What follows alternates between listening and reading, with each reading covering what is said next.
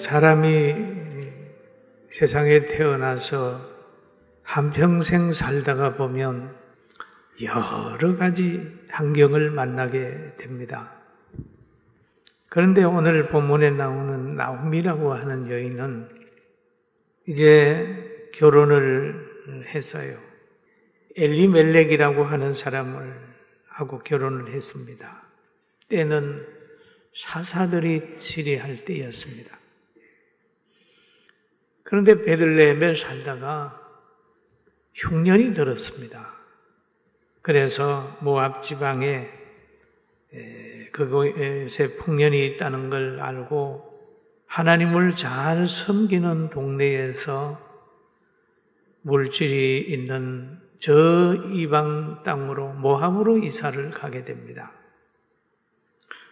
이사 가가지고 갈 때에 사랑하는 아들 말론과 기론을 데리고 이제 네 가족이 갔어요.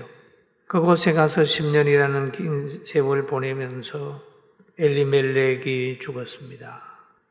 나오미는 남편을 잃게 되죠. 그리고 두 아들도 오르바와 루시라고 하는 여자를 만나서 결혼을 했습니다. 근데 그 아들 둘도 다 죽었어요. 그러면 이 가정에는 미래가 없습니다. 남자가 있어야 미래가 있잖아요. 왜냐하면 아이를 낳을 수 있는 환경이 안 된 거예요. 그래서 세 가부가 그곳에 있다가 나오미가 결정을 합니다. 야, 안 되겠다.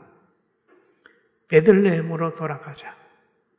해서 베들레헴으로 지금 마음을 두고 한 걸음 한 걸음 갑니다. 나오미가 젊은 두 여인을 보면서 며느리지요. 돌아가라. 돌아가라. 너희에게 줄 것이 없다. 내가 지금 남편을 얻어서 아기를 놓는다 할지라도 너희가 기다릴 수 있는 시간이 없지 않느냐. 그런 얘기죠. 왜냐하면 그 당시에는 보면은 형이 죽으면 동생이 대신 그 형의 아내를 지혜해서 그 역할을 감당하거든요. 그런 상황이 안 되니까 돌아가라. 그러니까 오르바는 어머니 말을 듣고 울면서 돌아갔습니다. 그러나 이 룻은 돌아가지 않았어요.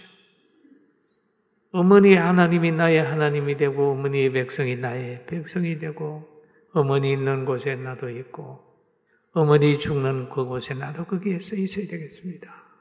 그러면서 온전히 나오미를 따라가는 거예요. 지금 모압을 떠나 베들레헴으로 갑니다.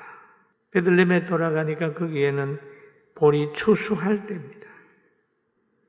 그래서 나오미는 나이가 많이 들었고 며느리는 나이가 젊잖아요.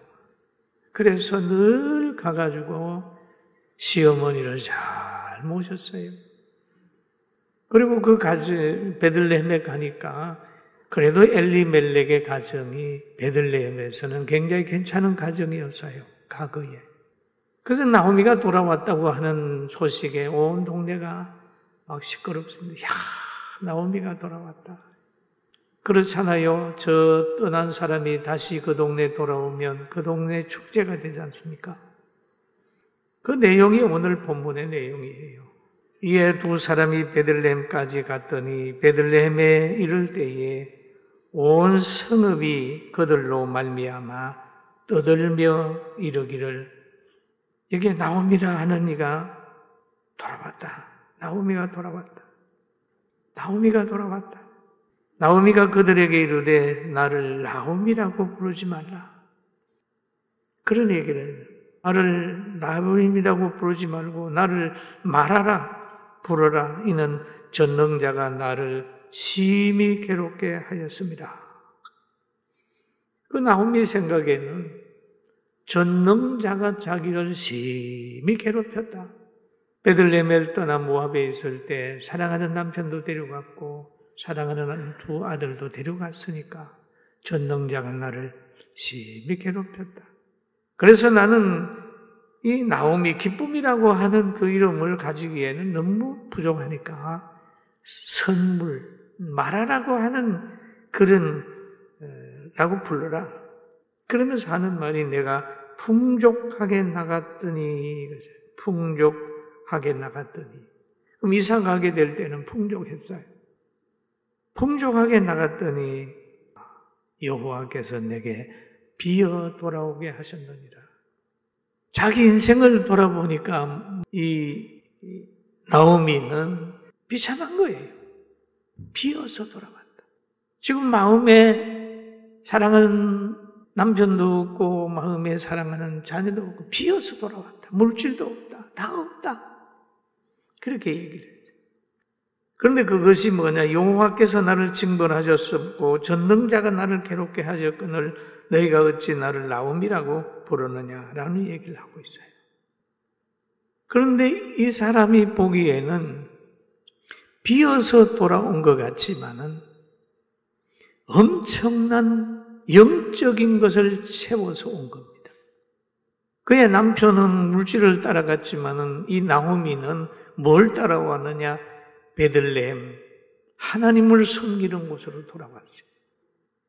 사랑하는 성도 여러분, 하나님을 섬기는 곳, 신앙의 회복이 되면 미래가 있어요. 할렐루야.